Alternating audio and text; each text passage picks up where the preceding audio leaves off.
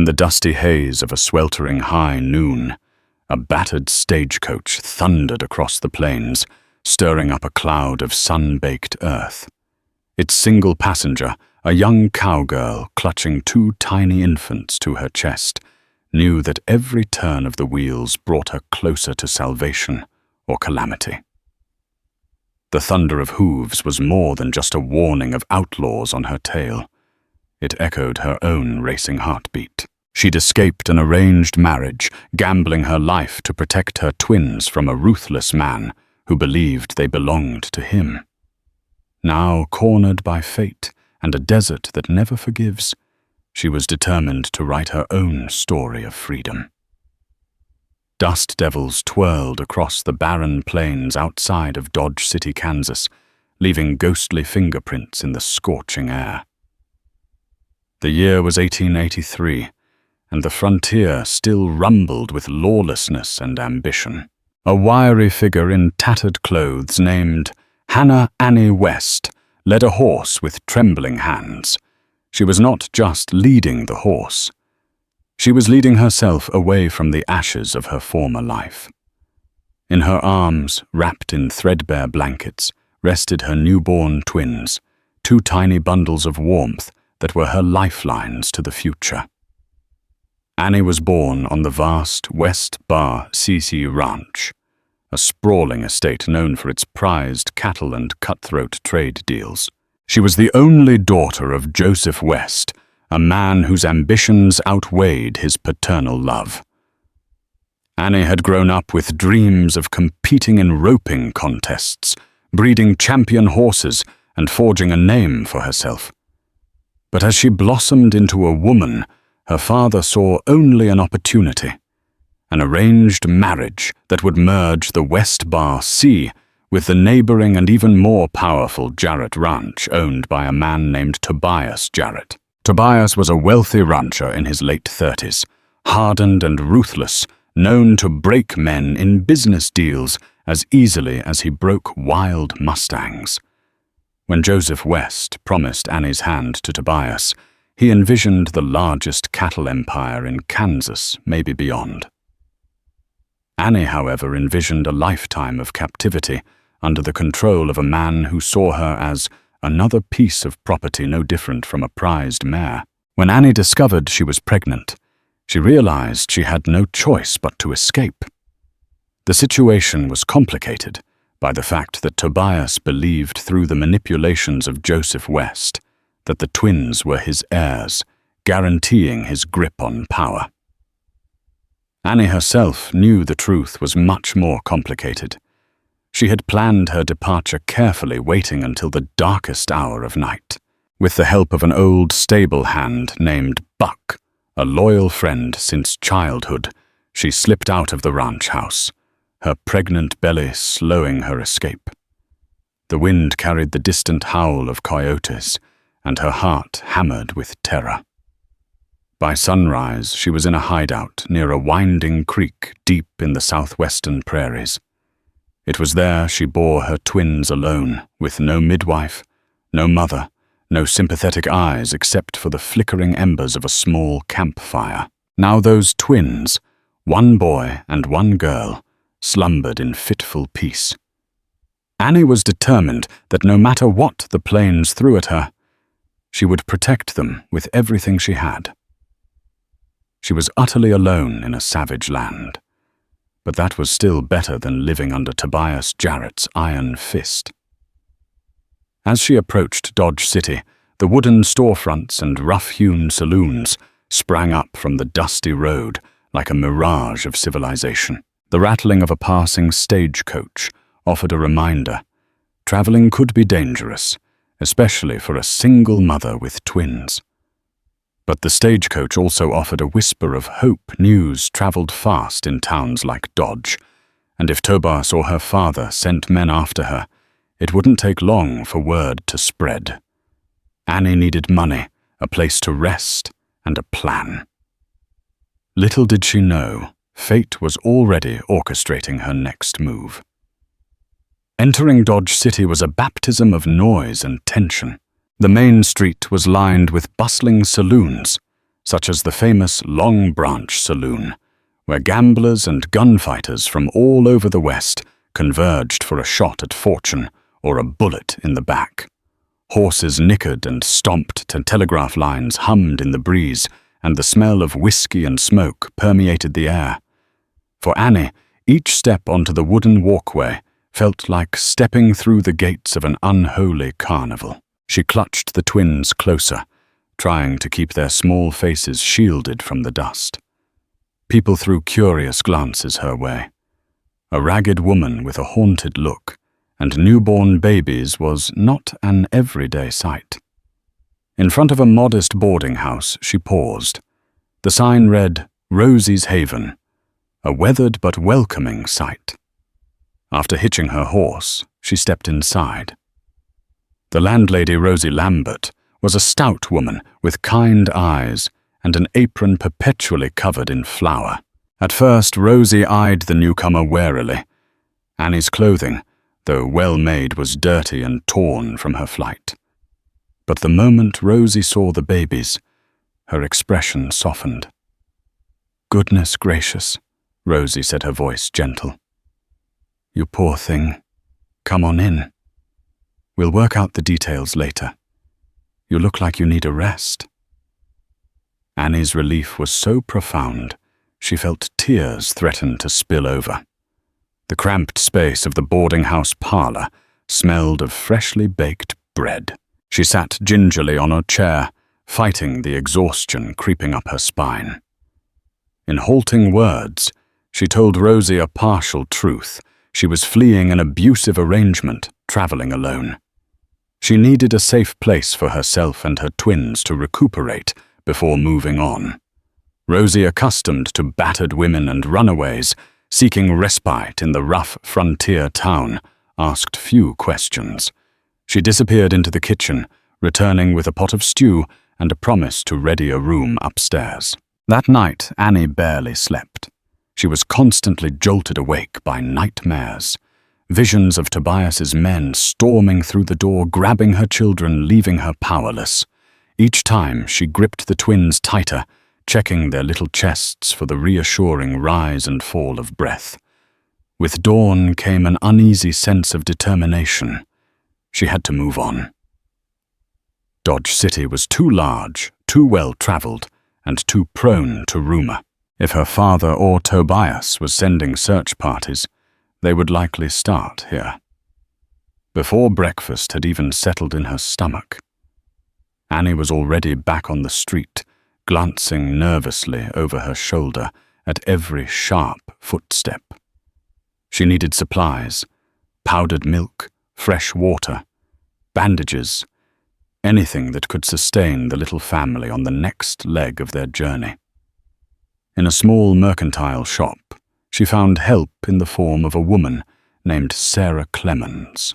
Sarah was a widowed mother of 2 grown sons, short in stature but large in spirit.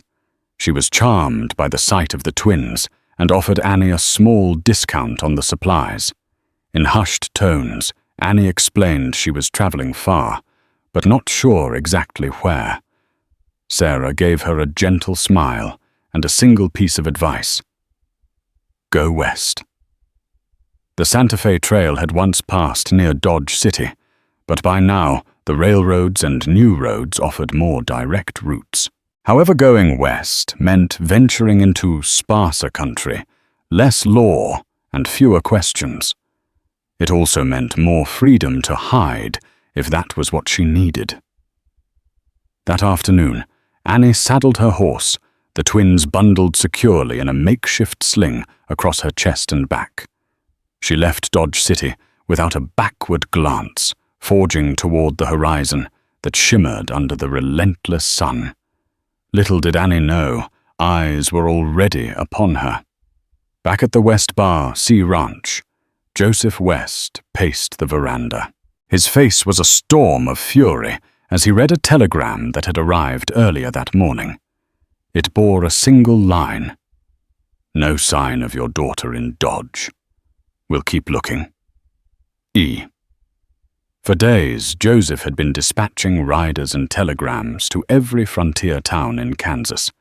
Tobias Jarrett had demanded an explanation for Annie's disappearance, and Joseph had been forced to confess his daughter's flight. There was too much at stake. Valuable alliance's money, and perhaps most critically, the lineage Tobias craved in the form of any child Annie carried. Tobias had not taken the news kindly. Standing next to Joseph on the veranda, Tobias reined in his temper with visible effort. He was a tall, broad man with a hawkish face and cold, dark eyes. A scar ran down his left cheek, a remnant of a brawl years ago. A custom-made Colt revolver with an ivory handle hung at his hip, a prized weapon he was known to use without hesitation. "It's your fault for letting her roam free," Tobias growled. "We should have kept her under lock and key as soon as we realized she was with child." Joseph clenched his jaw. Even though he was partially to blame, resentment simmered. "She's my daughter. I never thought she'd flee into the wilderness alone and pregnant." Tobias stared out over the ranch land, the herds of cattle grazing in the distance. "I'm done waiting. If I have to send my own men out, so be it." He paused, turning to fix Joseph with a steely glare. "And if that girl is found without those children, you'll answer to me. They are mine." He stomped off spurs, jingling, leaving Joseph to fume silently. Torn between guilt for how he had treated his daughter and fear of Tobias's wrath, Joseph made a silent vow. Whatever it took, Annie would be found, and the twins brought back to the ranch. For 3 days, Annie traveled west through rugged terrain, her only companions a battered horse and the wind that carried the cry of distant coyotes. The nights were brutal, the days scorching. She rationed her water carefully, even as her babies wailed with hunger and discomfort. She nursed them as best she could, but the stress and lack of nourishment were taking a toll. Their cries tore at her heart each moment, a desperate battle to keep them alive and quiet. On the 4th day, she came across a small homestead, a squat house built near a shallow creek. A single lamp flickered in the window. No fences or livestock were immediately visible, just a lonely oak tree swaying in the breeze. Annie hesitated, uncertainty gnawing at her. Should she approach or avoid it altogether? Necessity outweighed fear. She needed water and shelter, if only for a night. She guided her horse closer, calling out softly, "Hello. Anyone home?" A woman emerged, rifle in hand, face set in a mask of caution. She was older, mid-40s perhaps, with lines etched around her eyes. The barrel of her rifle pointed skyward, a warning that it could easily be aimed lower. "What's your business here?" the woman demanded. "My name's Annie," she managed, throat raw from thirst. "I have 2 babies and we're in dire need of water." "Please." The woman examined Annie's condition. Sunburned skin, cracked lips, an exhaustion so palpable it seemed to weigh her down. With a nod, she gestured Annie inside. "I'm Eve Browning. Come in." The interior was sparse but well kept. A single wooden table, 2 chairs, and a rocking chair by a cold hearth. On the table sat a Bible, worn and bookmarked. A portrait on the mantel showed a man in uniform, stoic but young. Eve put down her rifle, poured water from a jug into a tin cup, and handed it to Annie. The children stirred small whimpers, escaping their parched mouths. Eve's features softened. She went to a cupboard, retrieved some cloth, and handed it over. "This place isn't much," Eve said, "but it's safe. No one comes here unless they're lost or in trouble." Annie's eyes brimmed with tears of gratitude. She sipped the water, then carefully fed sips to her babies. She could almost feel the life returning to their tiny bodies with each drop. "Thank you," Annie whispered. I have nowhere else to go." Eve studied her for a long moment. "These your children?" Annie nodded. She wanted to tell the truth, the entire story. But old habit forced caution. "Yes, I'm protecting them from someone who wants to take them away." "I ain't got much," Eve replied, her gaze drifting to the portrait. "But I won't turn away a mother and her babies." In that moment, Annie realized just how deeply the older woman's loneliness ran. Eve was a widow. That much was obvious from the sorrow in her eyes when she looked at the man in the photo. Yet there was something more, a longing, a maternal ache. The way she gently touched the twins' blankets spoke volumes of a woman who had perhaps once hoped for children of her own. "Thank you," Annie repeated. "I'll do what I can around the place to earn my keep." Eve gave a curt nod. "Let's just get those little ones fed and rested first. Then we'll talk." Days turned into a week, and a week turned into 2. The homestead, lonely and unassuming, transformed into a sanctuary. Annie spent her mornings helping Eve draw water, tend a small vegetable patch, and collect firewood. She repaid Eve's kindness by sewing repairs on clothing, fixing the leaking roof, and cooking what few meals they could scrape together from the meager supplies. The twins named Isaac and Iris grew stronger with each passing day. They cooed and stared wide-eyed at the sunbeams that filtered through the curtain gaps. Eve watched them with a wistful smile, gently rocking them in her arms whenever Annie needed rest. Over simple dinners, Annie gradually opened up. She told Eve about her father, Joseph West, and the arranged marriage that had driven her to flee. She didn't divulge every detail of Tobias Jarrett's cruelty, just enough for Eve to grasp the peril Annie had escaped.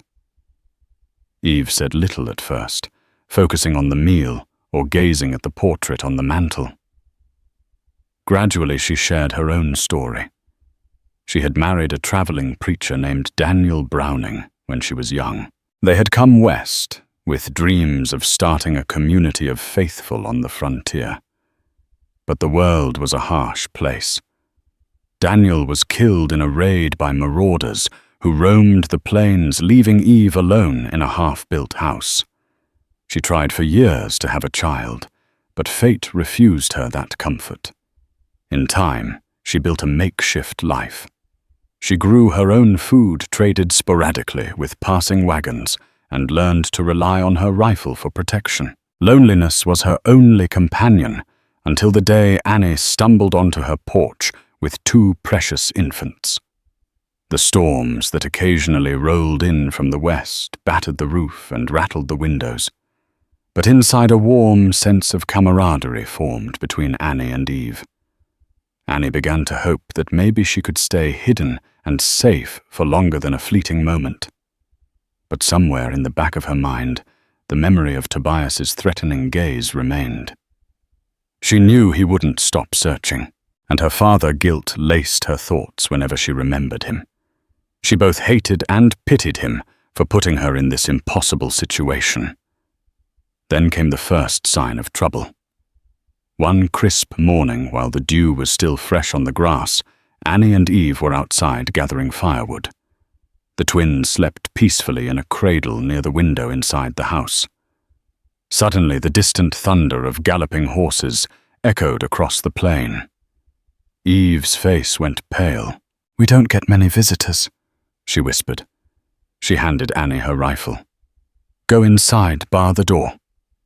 Annie's heart hammered. She scooped up as much wood as she could and hurried into the house. Setting the wood aside, she made sure the door was bolted. Through a crack in the shutters, she peered out. A group of 3 riders appeared on the horizon. They stopped about 50 yards from the house, scanning the property. One of them dismounted, approaching with cautious steps. Eve stood in front, her posture rigid. The rifle at her side, neither threatening nor welcoming, simply stating the facts of life out here. Trespassers were not guaranteed a friendly reception. "What brings you this way?" Eve called out. The man who stepped forward wore a dusty duster and a wide-brimmed hat. His face was obscured by the brim's shadow. "We're looking for a young woman," he said. "She's got 2 babies. Blonde hair. Word is, she might be traveling through this area." Eve's grip on the rifle tightened. "Haven't seen anyone like that," she lied calmly. "Not many folks come this way. Is that right?" The man's voice was silky, a serpent sliding through the dust. He glanced at the house. "Mind if we have a look around?" Eve raised the rifle to her shoulder, a silent promise that she was prepared to defend her home. "I mind. This here is my land, and I don't take kindly to strangers snooping." The tension in the air crackled. The other 2 riders shifted uneasily, placing their hands near their own firearms. A standoff of sorts began Eve's single shot against 3 possible guns. Inside Annie's breath came in ragged gasps. If they forced their way in, she'd have no choice but to fight. After what felt like an eternity, the man offered a tight-lipped smile. "All right, we'll move along.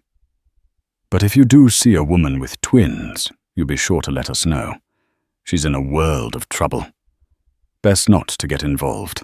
Without waiting for a response, he turned back to his horse. The trio rode off in a cloud of dust, but not without one last look over their shoulders.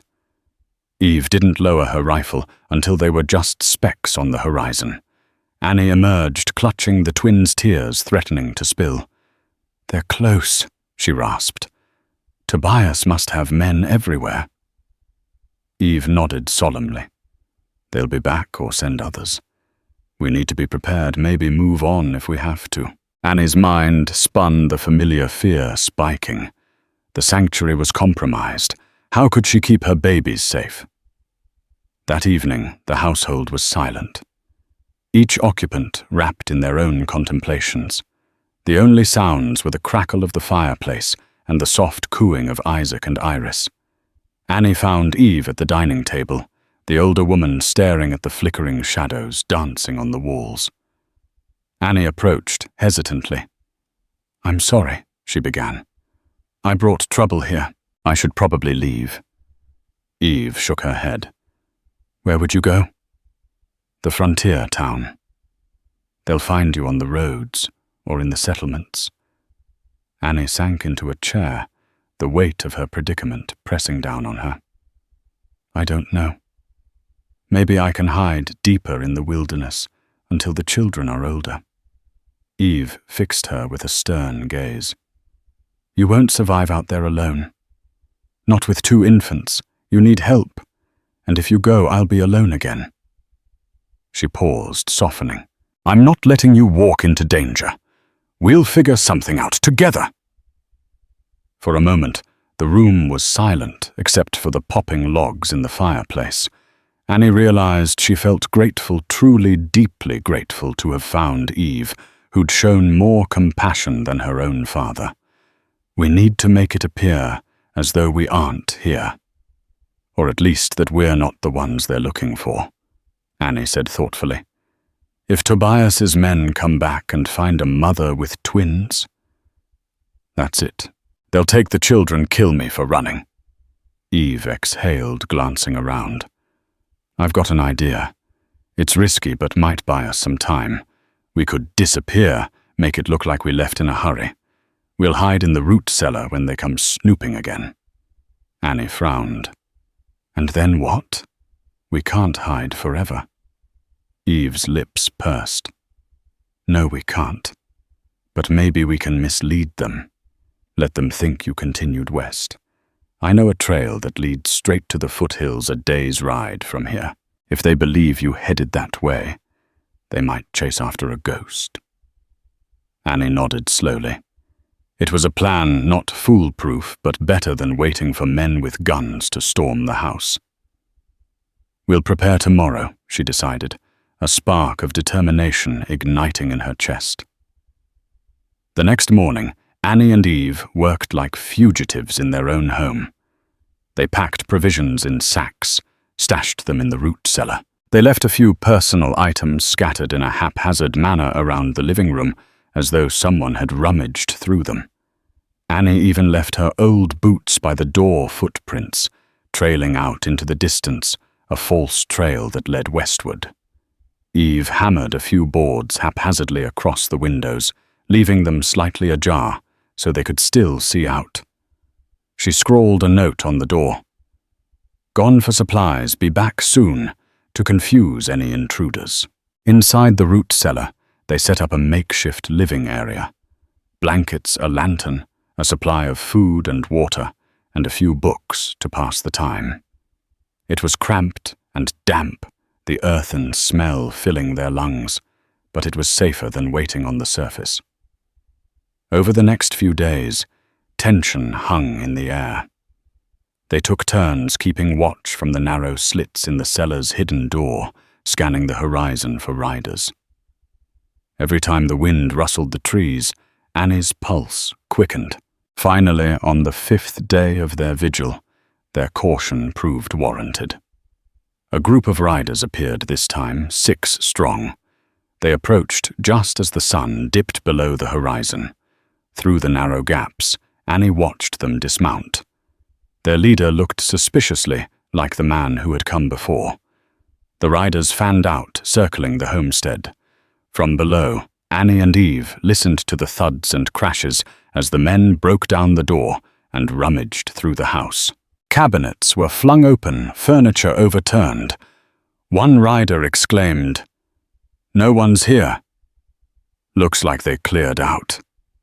Annie held her breath as the twins stirred, whining softly. Eve hushed them, pressing them close, praying the noise wouldn't carry upstairs. "What if they're hiding somewhere?" someone else asked. The first man grunted. "We'll check the outbuildings, but it looks like they're long gone. We'll head west and see if we can pick up their trail." After more crashing around, the men finally left. Annie and Eve dared to breathe again. Listening to the horses gallop away, relief washed over them in waves. The plan had worked, at least for now. In the days that followed, the immediate danger seemed to have passed, but Annie's anxiety only deepened. The men would continue their search, likely scouring every homestead and settlement. The question loomed. Should Annie stay with Eve, effectively making them both targets, or should she run once more? Eve, meanwhile, had a suggestion. "I heard a rumor of a wagon train leaving for New Mexico in a few weeks. Settlers looking for a better life. If we join them, we might vanish entirely from Tobias Jarrett's reach." Annie stared at her babies, snug in a makeshift cradle. Could she endure another harrowing journey? The twins at risk of heat hunger, or even Indian raids? New Mexico was rugged territory, but so was Kansas. At least in a wagon train, they might have numbers and some sense of community. On the other hand, if she stayed, could they remain hidden indefinitely? The homestead was remote, but the risk of discovery remained high, especially once winter arrived and supplies ran short. Also, she couldn't shake the guilt of involving Eve in her troubles. Annie weighed her options for days, torn between gratitude and worry. Every time she voiced her concerns, Eve responded calmly. "We're in this together now." Finally, Annie decided. "We'll try for the wagon train," she said one evening. "If we can reach the staging area, maybe we can slip in unnoticed. With any luck, they'll believe we're just another family seeking new land." Eve nodded relief, touching her features. "We'll leave under cover of darkness in a few days. Gather what we can carry, not more. We travel light." Thus began a new plan, one that offered a slender thread of hope. On a moonless night, Annie and Eve loaded supplies onto Eve's old buckboard wagon. The horses whickered quietly hooves, stamping the ground. Isaac and Iris were strapped to Annie in a secure sling muffled by blankets. They left behind Eve's homestead with heavy hearts. The shutters were drawn, the door bolted. It looked abandoned, another ghost on the frontier. Eve paused for a final glance at the place where she had spent so many solitary years, where Daniel's memory still lived. She whispered a quiet goodbye, tears glistening under the faint starlight. "Thank you," Annie murmured, touching Eve's shoulder gently. "For everything." Eve squeezed Annie's hand. Without another word, they guided the wagon onto a narrow trail that headed southwest. The darkness enveloped them, the only sounds, the creak of wheels and the gentle cry of the wind across the plains. The journey to the wagon train's rally point, set near the old Santa Fe Trail crossing, would take several days. Annie prepared herself for the challenges ahead, bracing her mind against the ghosts of the past that threatened her present. She was free of Tobias for now. But how long until his reach found her again? Above them, the stars burned bright, ancient witnesses to a tale of survival and courage that was far from over. 3 days later, on a hillside overlooking a shallow river crossing, Annie caught sight of a small cluster of wagons forming a semicircle. Smoke curled from campfires, and children ran among the wagons, while men haggled over supplies and routes. The wagon train was a ragtag group, comprised of farmers, prospectors, and dreamers, all heading west in search of better fortunes. Eve and Annie exchanged hopeful glances. If they could blend into this group, they might have a chance at a new life in the untamed lands of New Mexico or beyond. The wagon master, a burly man in his 50s, named Orville McCall, greeted them with curiosity. "Where y'all headed?" he asked, eyeing them and their meager wagon. Eve cleared her throat. "Heard you were heading southwest near the Rio Grande. We'd like to join if you'll have us." McCall studied Annie holding her twins. 2 women and babies. "You got anyone else coming along?" "No," Eve replied. "Just us." He spat a stream of tobacco onto the ground. "We can't guarantee safety. We've had trouble with raiders. The route is rough and we're short on supplies." "You sure?" Eve nodded, her gaze firm. "We can fend for ourselves. We'll do our share of guard duty, gather firewood, whatever it takes." McCall scratched his beard, glanced at the twins, then shrugged. "All right then. But mind you, we move at dawn each day, no stragglers. If you can keep up, you're welcome." They settled in on the fringes of the camp. People eyed them with mild curiosity, but in the chaotic swirl of families, livestock, and wagons, they were just 2 more travelers. Annie and Eve exchanged relieved smiles, successfully anonymous for now. But fate had other plans. For several days they traveled in dusty procession, the wagon train stretching out like a serpent across the plains. Annie felt the strain of the trip, caring for the twins while the sun beat down relentlessly. Eve proved invaluable, taking turns driving the wagon, so Annie could nurse or let the babies rest in shade. One evening, as the group made camp in a shallow valley dotted with cottonwood trees, Annie noticed a stranger approaching their wagon. He wore a broad hat and carried himself with an air of familiarity. Her heart pounded, fearing discovery. "Pardon me, ma'am," he said with a slight tip of his hat. "Name's Jonah Duval. I'm traveling with McCall's outfit, and I was wondering if you needed any help setting up camp." Annie forced a polite smile, glancing at Eve, who gave the man a curt nod. "We can manage," Eve said. Her tone was not unkind, but clearly uninterested in strangers. Jonah lingered, studying Annie's face. He was a lean man with kind eyes, wearing a tattered vest. Something about him seemed genuine. "I noticed you have little ones," he said, nodding towards the wagon. "I got some extra cloth for swaddling if you need it." Annie's suspicion warred with gratitude. They could use the help, especially since their supplies were running low. But trusting a man they barely knew was dangerous, especially if he asked too many questions. Eve answered first. "That's kind of you, but we'll be all right." Jonah offered a disarming smile and shrugged. "Suit yourself. Just thought I'd be neighborly. Let me know if you change your mind." He tipped his hat again and walked away, leaving a cloud of uncertainty behind. Later that night, Annie confided in Eve. "Do you think he suspects something?" Eve frowned thoughtfully. "Hard to say. He seems genuine, but we can't risk trusting anyone fully. Not yet." Sleep didn't come easy. Annie's dreams were filled with images of Tobias and Joseph West galloping after her, brandishing guns. She woke with a start, relieved to find only the quiet hush of the sleeping camp around her. A week into the journey, disaster struck. The sun was setting behind a ridge, casting elongated shadows across the grassy plain. Suddenly, war cries pierced the air.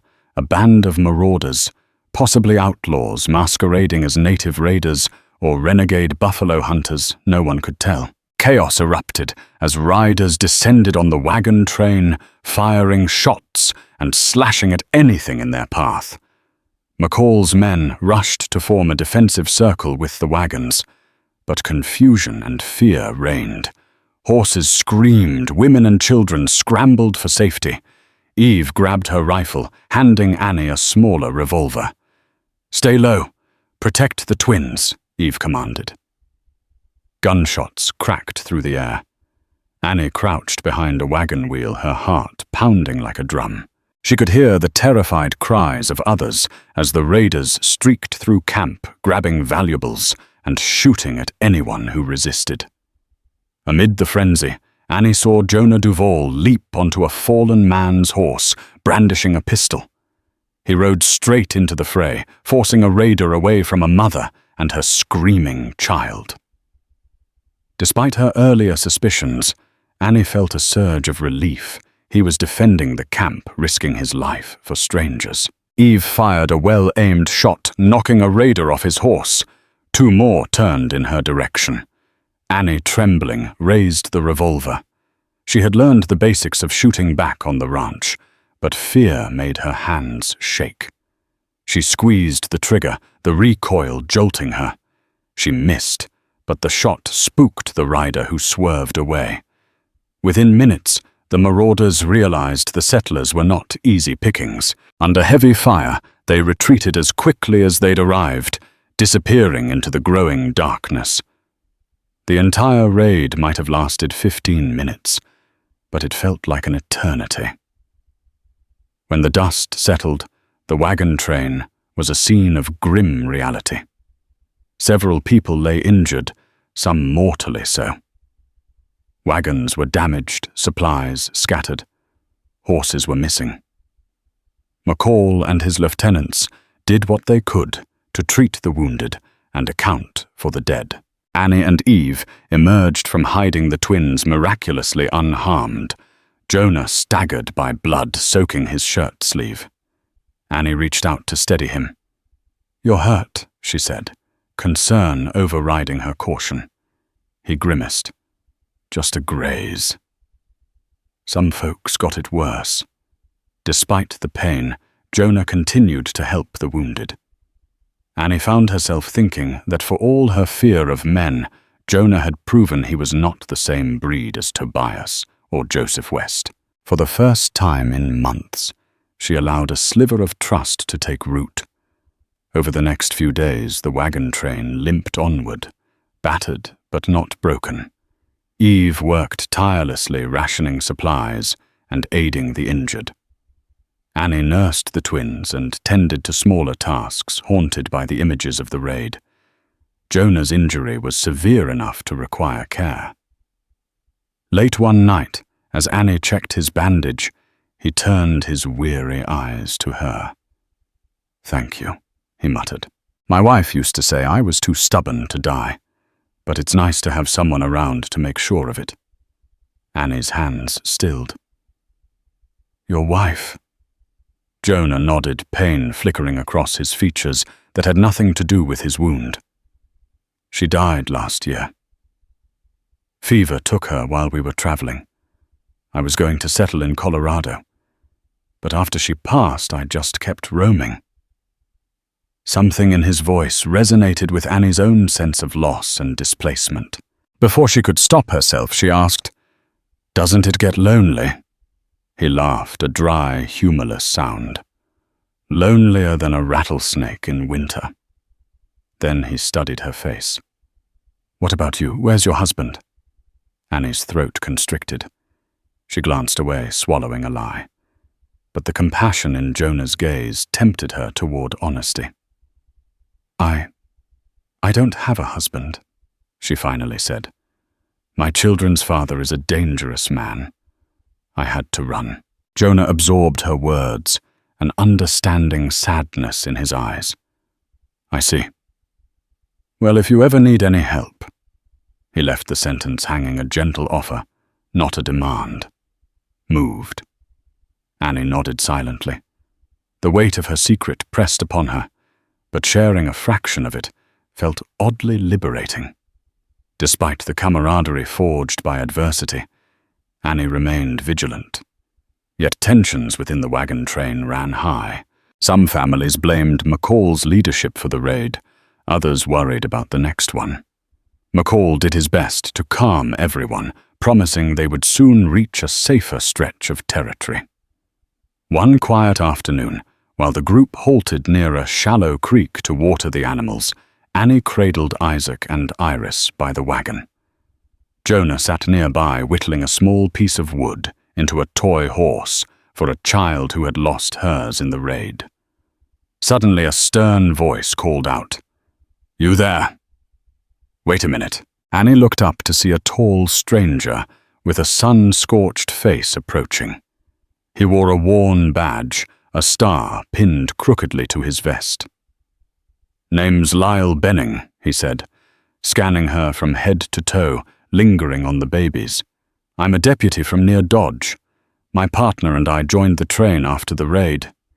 You wouldn't happen to be Annie West, would you? Her stomach dropped. The mention of her name was like a gunshot in the silence. Jonah froze mid-whittle, glancing between them. Eve, who had been fetching water nearby, dropped her bucket, water splashing her boots. Sir, I think you're mistaken, Annie managed, trying to keep her voice steady. Never heard of her. Benning's eyes narrowed. I've got a picture, a description. A blonde woman with newborn twins. If you are her, you need to come with me. There's a man in Dodge City who claims you stole his children. Rage and terror flared in Annie. Stole, they're mine. Eve stepped forward, fists clenched. Deputy, there must be some misunderstanding. Benning wasn't convinced. He reached for a folded poster in his vest pocket.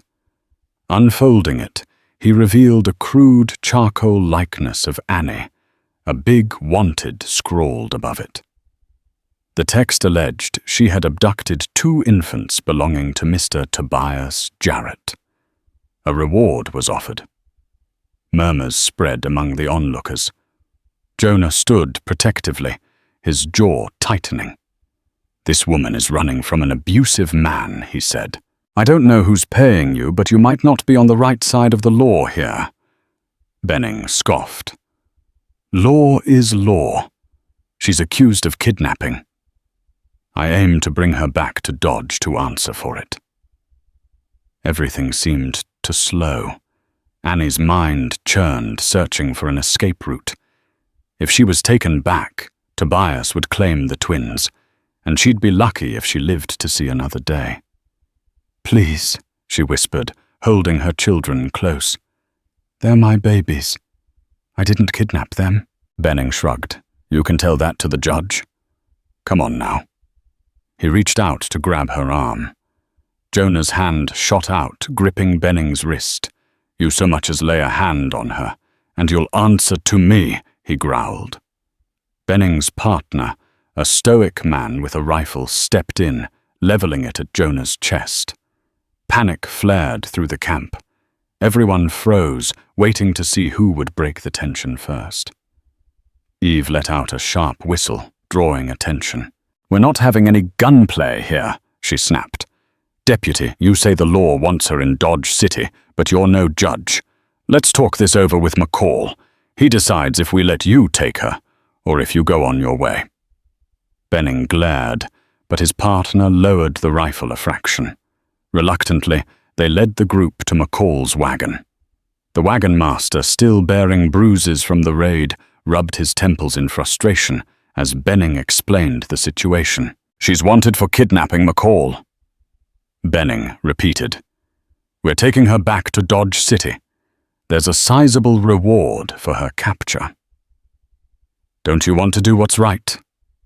McCall's gaze flickered to Annie, then the twins, and finally to Jonah, who stood between the deputies and Annie like a human shield. "These folks have been traveling with us. They've helped in a fight, done their share of chores.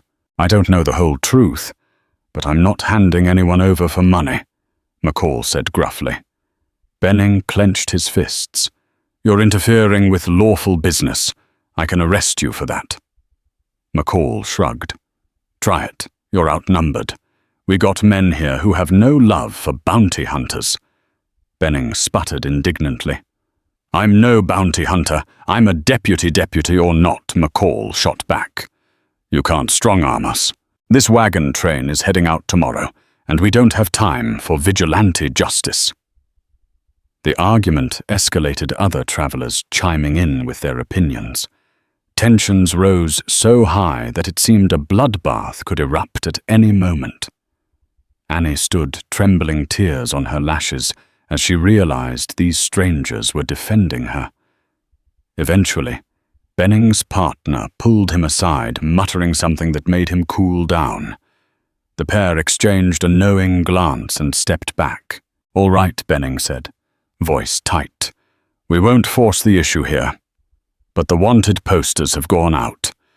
If any lawman recognizes her, it's over. I'm leaving the train at the next town to send a telegram.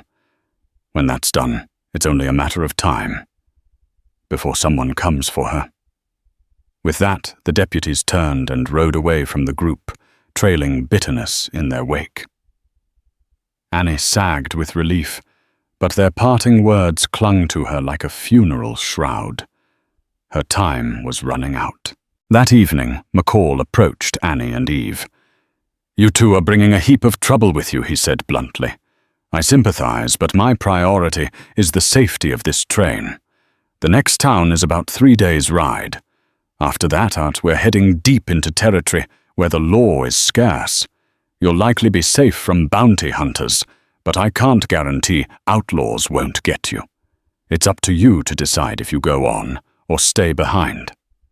Annie felt tears sting her eyes. No matter where she turned, danger lurked either from Tobias's men or the perils of the frontier. She glanced at her sleeping twins, swaddled together in the wagon. Eve placed a comforting hand on her shoulder. Jonah stood nearby, bandage on his arm. "I reckon you stand a better chance going where the law's thin," he said softly. "You want to vanish, you don't do it in a big city." He was right. If bounty hunters or Tobias's men caught them in a populated area, the law would side with whoever paid them. In the unregulated vastness of the frontier, they might at least have the advantage of anonymity, though violence was a constant threat. "I'll keep going," Annie whispered finally. She looked to Eve, unsure if the older woman would want to follow. Eve met her gaze firmly. "I'm with you," Eve said simply. "I'm done being alone, and you need help raising those young'uns." A surge of emotion swelled in Annie's chest. She hugged Eve, grateful beyond words. She glanced at Jonah, who offered a small, supportive nod. Despite the swirling chaos of her life, she felt less alone than she ever had. Over the next few days, Rumors of Annie's wanted status circulated among the wagon train, but no one challenged her. Some kept their distance, others offered quiet solidarity. The frontier had hardened them all. They understood that sometimes the law wasn't just. Jonah spent more time with them, helping load the wagon each morning, offering to stand guard at night. Annie was torn between caution and an unexpected fondness for the man who had risked his life for her, twice now. When she asked him why, he simply replied, "A man's got to do something right in this world." Meanwhile, tension lingered like a hangman's noose. They all knew that at the next town, the deputies would send telegrams and spread word of Annie's whereabouts. The wagon train was set to pass near a small settlement named Carver's Pass. After that, it would be another 100 miles before the next outpost. On the eve of reaching Carver's Pass, McCall gathered everyone for a final briefing. "We'll make camp outside the settlement," he announced. "Those who want supplies or need rest can go in. We'll depart the following day. Don't cause trouble." In the hush that followed, a sense of finality descended. If lawmen or bounty hunters were waiting, Annie would have to evade capture one more time. That night, she couldn't sleep, plagued by thoughts of the upcoming stop. Should she risk going into town for supplies? Should she lay low in the wagon and hope no one recognized her? Eve insisted that she and Jonah could handle the supply run. "You stay hidden," Eve said, voice firm. "If they see a woman with twins, it's over." Annie nodded, tears of gratitude lining her eyes. Once again, others were risking themselves to protect her. She vowed never to forget it. They reached Carver's Pass at midday. True to McCall's plan, the wagon circled outside the settlement, smoke from dozens of campfires blending into the sky. Many travelers headed into town, eager for a taste of civilization and fresh supplies after weeks on the trail. Annie stayed in the wagon curtains, drawn the twins sleeping against her chest. Eve and Jonah departed with a list of provisions. Hours passed in tense anticipation. Annie dozed fitfully, waking at the slightest noise. Suddenly, a commotion near the wagons snapped her fully awake. She peeked outside to see Tobias Jarrett himself, flanked by 3 armed men. Her blood froze. He was older than she remembered, his hair peppered with grey, but the scar on his cheek was unmistakable. Rage and determination blazed in his eyes as he strode among the wagons demanding answers from startled settlers, heart pounding. Annie reached for the revolver. She slipped from the wagon's back and crouched low, creeping between wheel ruts and crates. Fear thrummed through her veins. He had found her. How? She spotted Jonah striding toward the scene, face stormy. Eve hurried beside him. McCall tried to intervene, but Tobias shoved him aside, barking, "I know she's here." In that moment, a voice rang out. "Looking for someone, Mr. Jarrett." Everyone turned to see Lyle Benning, the deputy before stepping forward, a triumphant grin on his face. "Your telegram arrived, sir. I delivered it to your ranch personally. Glad you could make it." Realization dawned. Benning had betrayed them, sold the information of Annie's whereabouts to Tobias for the reward. Fury boiled in Annie's chest. She clutched the gun, her grip slippery with sweat. Tobias scanned the circle of wagons, eyes ablaze. "Annie," he roared, "I know you're here. Come out. You can't hide from me." A hush fell over the crowd, tension electric. Jonah glanced around, looking for Annie, who remained hidden behind barrels. She locked eyes with him briefly, fear reflected in both their gazes. He gave a nearly imperceptible nod, as if telling her to stay hidden. Tobias paced, face twisted with malevolence. "You've caused me enough trouble. If you don't come out, I'll burn every wagon until I find you." McCall tried to intervene again, but one of Tobias's goons aimed a rifle at his chest. People backed away, terrified. Annie felt desperation coil in her belly. Isaac and Iris needed her. She couldn't allow a bloodbath. Summoning courage, she stood, gun in hand. "Stop!" she yelled, stepping into the open. Gasps rippled through the camp. Tobias whirled around, locking his gaze on her. A twisted smile curved his lips. "There you are, dear. Hand over my children." "They're not your children," Annie said, voice trembling. "They're mine." The men parted, and Tobias strode closer. Annie aimed the revolver hands, shaking violently.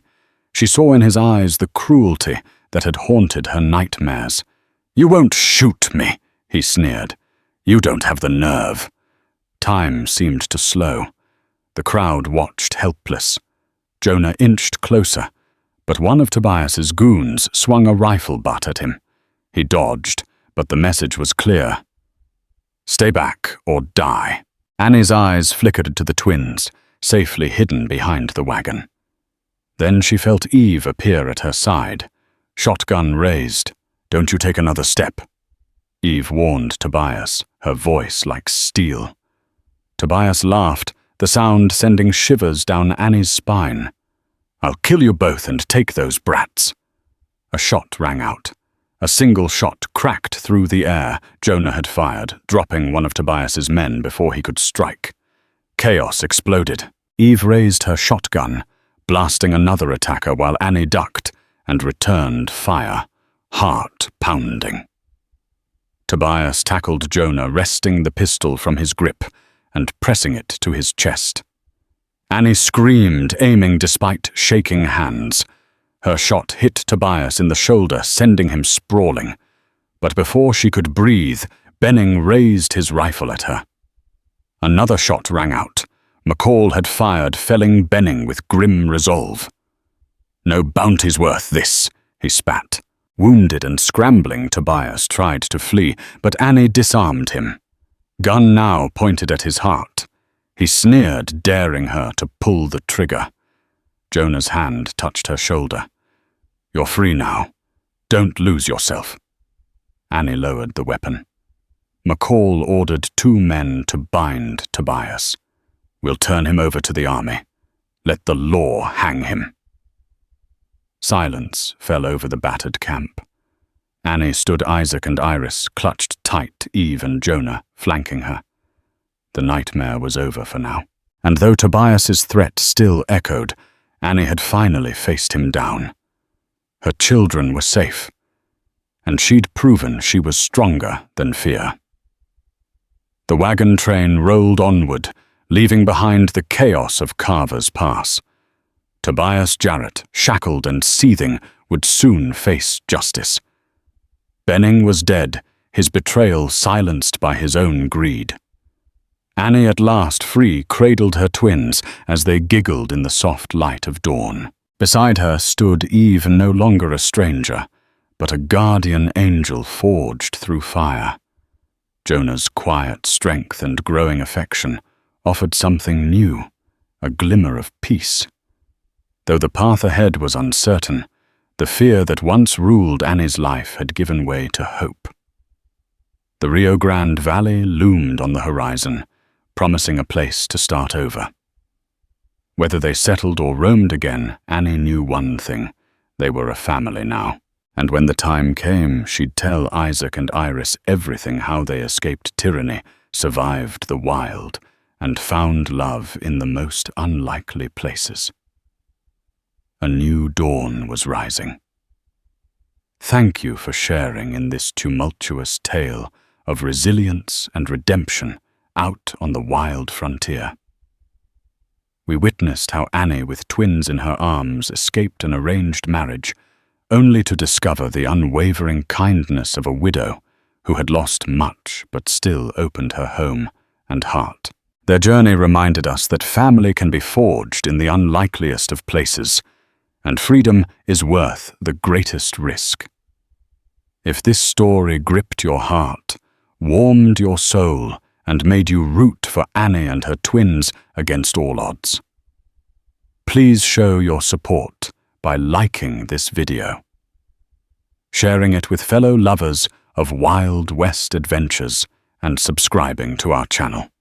Your engagement fuels our passion to create more stories of courage, survival, and hope. Join us and let's keep the spirit of the frontier alive together.